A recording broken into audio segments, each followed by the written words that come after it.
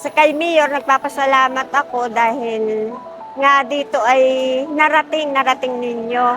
Napakalaking bagay yung napupuntahan ninyo kami dito sa aming barangay.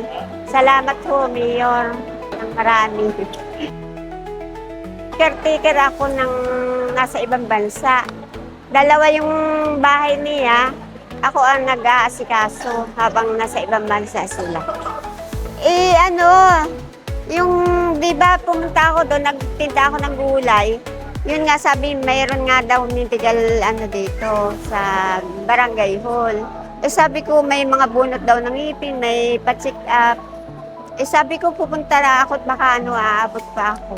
Masaya ako dahil kahit paano, siyempre makakalibre na ako sa bunot ng ngipin o sa medical, pagpapa-check up.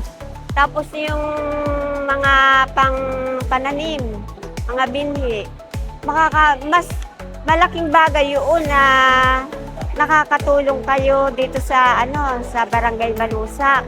Napakalaking bagay nun para sa mamamayan ng Malusak.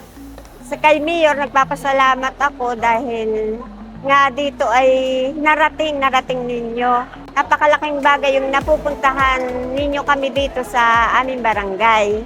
Salamat po, Mayor, ng marami.